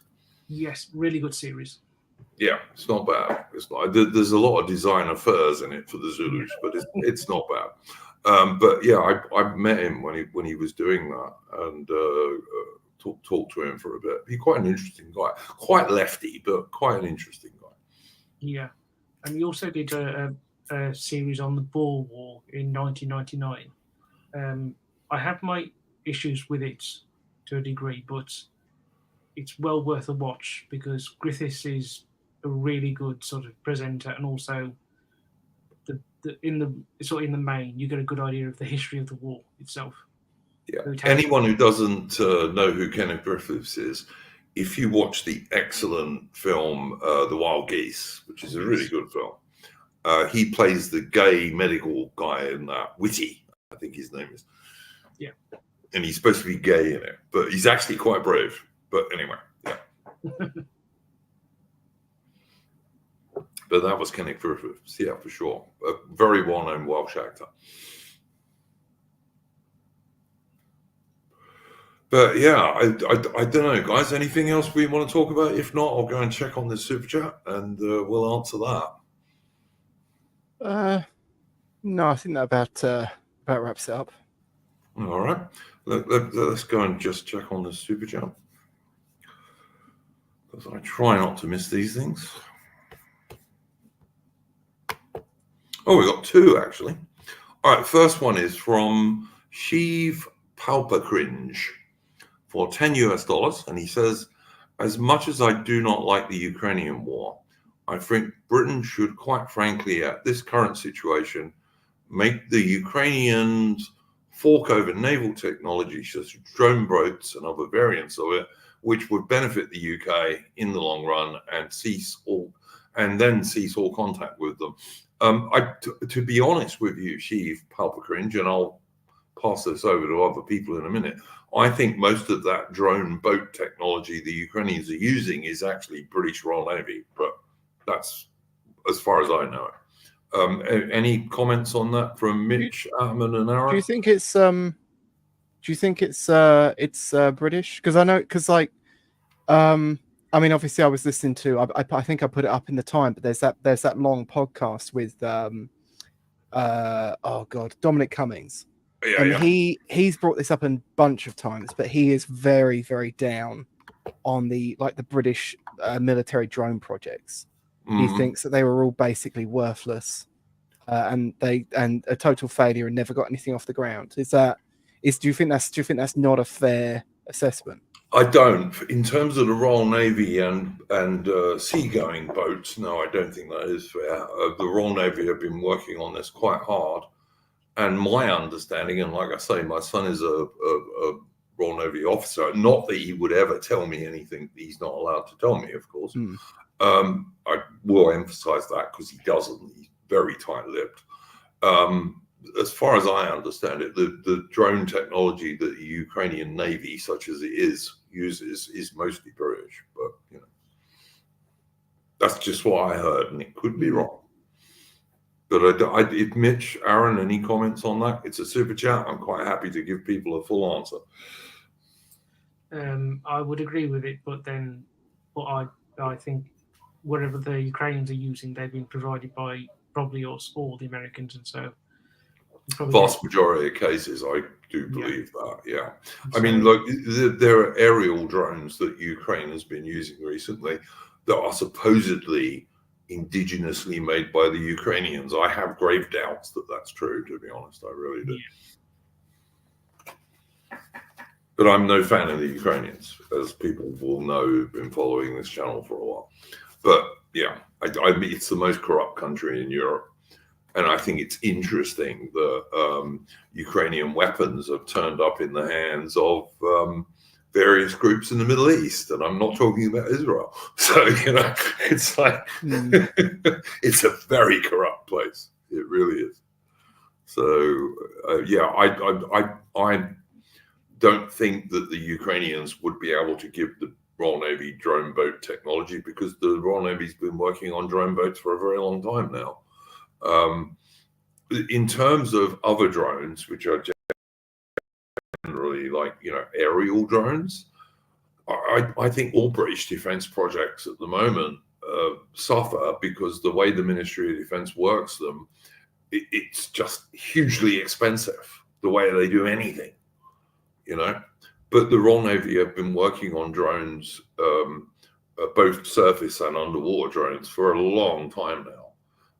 And yeah, in the future, they're going to play a part in naval warfare for sure. And they have to some degree in the Black Sea. But what you got to remember is the Black Sea is a very small sea, relatively speaking. And there's only so many places the Russian Navy can go, you know. And the other thing I would point out, and I had a big argument on Twitter about this with someone on a Royal Navy channel, is, you know, they were going on about all the Ukrainian successes against the Russian Navy. The Ukrainians could sink the whole Russian Black Sea fleet, and they're nowhere near doing that, by the way. But they could, and they'd still lose the war. Wouldn't make any difference. It's not a naval war. It's a land war. And also the Russians have total air superiority. We've got another super chat also from Sheev Palpacrinch for US $3.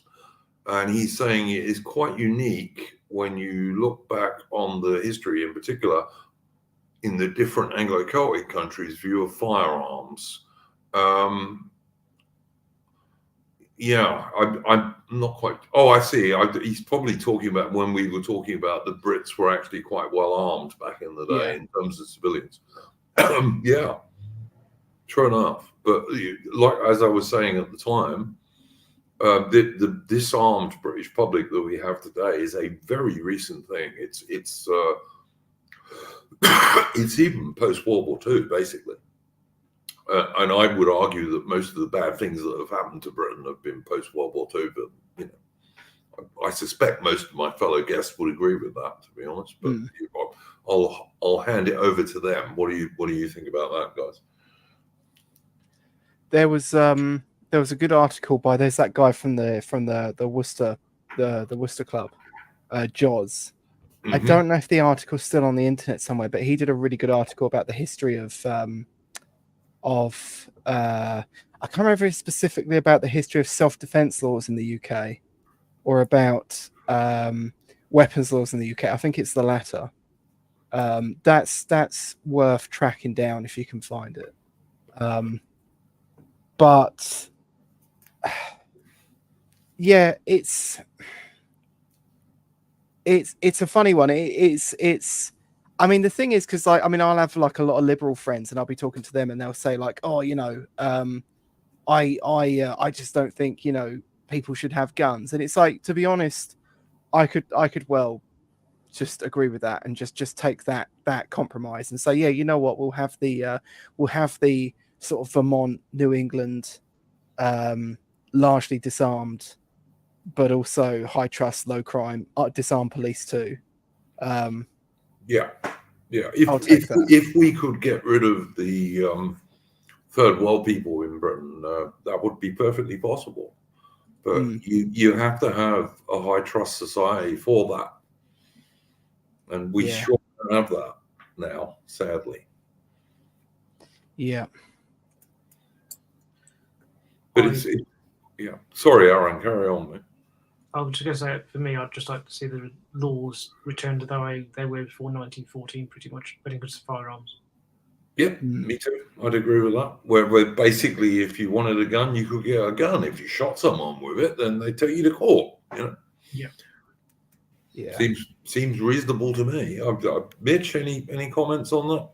Yeah, same as Aaron. Like I'd say, you know, it's like the old saying, "An Englishman's home is his castle." That's my perspective on this kind of matter. Yep. I would just, the last point I'd make on this is that if you look at the US crime statistics and you only look at white people in America, you know, you only look at the European descent people in America, their crime statistics are no worse than any European countries. In particular, their gun crime statistics are no worse than any European countries. And there are countries in Europe, Belgium has got, and even France has got much more liberal firearms laws than Britain has. And Switzerland is much, much more liberal. They don't have high gun crime. But then they don't have, well, in Switzerland anyway, they don't have loads of immigrants. You know? If the American gun crime statistics are vastly changed by certain demographic groups in America, and they ain't European descent white people. They're not. This is just a fact. I want to give a heads up for people for next week. Next week, one of the subjects we're going to talk about is the Lucy Letby case. I don't know if you guys have heard of this. I'm sure you have.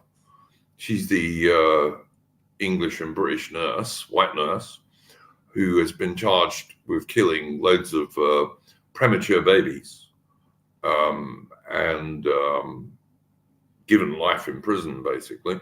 And her case has been, many people, including Peter Hitchens, by the way, have pointed out this is a very unsafe conviction. It just is.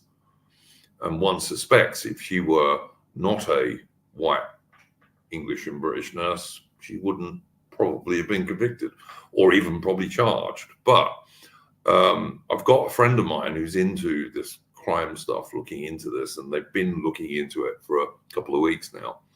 And so next week, we're probably going to talk about this because I do think it's an unsafe conviction, and she is an English white girl. So I think it's legitimate for this channel to point out any inconsistencies in this case. And that, to me, there seem to be quite a few, to be honest.